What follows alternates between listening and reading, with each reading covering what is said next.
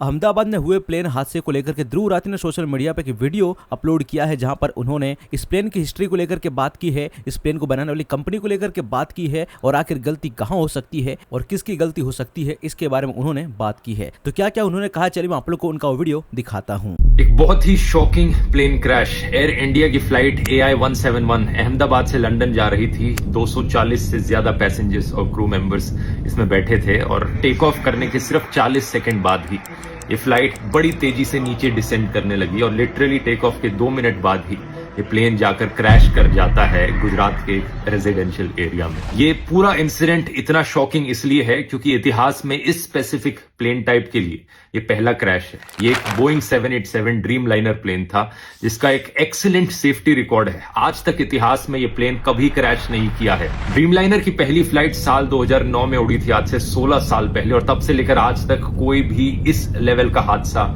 इस प्लेन के साथ नहीं हुआ है। मैं जानता हूं बोइंग एज ए कंपनी का एक बहुत ही खराब ट्रैक रिकॉर्ड रहा है पिछले कुछ सालों में, जैसे कि उनके प्लेन टाइप B737 मैक्स, जिसमें कई सारे मैन्युफैक्चरिंग डिफेक्ट्स देखे गए और कई सारे प्लेन क्रैशेस भी देखे गए हैं पिछले कुछ सालों में, लेकिन ये वाला प्लेन वो नहीं था। इस प्लेन का स्पेसिफिक कोड नंबर VTANB था, जिसे आप इंटरनेट पर जाकर सर्च करोगे तो सारा डेटा मिल जाएगा। ये 11 साल पुराना प्लेन था, कोई ज्यादा पुराना प्लेन नहीं था। ड्रीम लाइनर्स का लाइफ स्पैन 20 से 30 साल तक का होता है। जो पायलट इस प्लेन को उड़ा रहे थे, कैप्टन सुमित सबरवाल, उनका खुद का भी 8200 फ्लाइट आवर्स का फ्लाइट एक्सपीरियंस था, जो कि बहुत अच्छा होता है। तो पायलट भी इनएक्सपीरियंस नहीं थे। अगला सवाल आपके दिमाग में आएगा कि क्या वेदर खराब था? ऐसा भी नहीं था। 1:30 बजे दोपहर के ये क्रैश हुआ। वेदर कंडीशंस अगर देखी जाए तो लगभग 40 डिग्री सेल्सियस के आसपास का तापमान था। कोई ज्यादा तेज हवाएं नहीं चल रही थी। विजिबिलिटी जो थी बहुत ही अच्छी थी, 6 किलोमीटर से ज्यादा की विजिबिलिटी। तो ऐसे में सवाल उठता है कि यहां प्रॉब्लम कहां पर हुई। इसका असली जवाब हमें जल्द ही पता लगेगा। अभी प्लेन के ब्लैक बॉक्स से इंफॉर्मेशन को रिट्रीव किया जा रहा है, लेकिन मोस्ट लाइकली ये पूरा हादसा एक बहुत ही भयंकर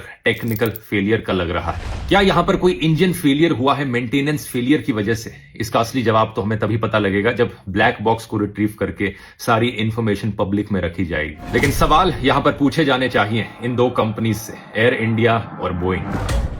तो यहाँ पर ध्रुव राठी ने प्लेन की हिस्ट्री को लेकर के बात की और बताया कि अगर कहीं पे कोई गलती हुई है तो वो जो ब्लैक बॉक्स होता है उसके अंदर ही सारी चीजें रिकॉर्ड होंगी और उसकी जब जांच पड़ताल होगी तो पता चल जाएगा कि आखिर इस बड़े हादसे में गलती आखिर कहां पर थी। बाकी इस बड़े हादसे को लेकर के रतन टाटा ग्रुप ने एक बहुत बड़ा अनाउंसमेंट किया है। तो क्या उन्होंने अनाउंसमेंट किया है, अगर आप लोग जानना चाहते हो तो आप लोग जाकर के मेरे पिछले वीडियो को देख सकते हो। फिलहाल इस वीडियो में ध्रुव राठी ने जो कुछ कहा उसको लेकर के आपके क्या ओपिनियन है, आप उनके बारे में क्या कहना चाहते हो, इस पर आप लोग आपकी राय हमें कमेंट में जरूर बताइएगा।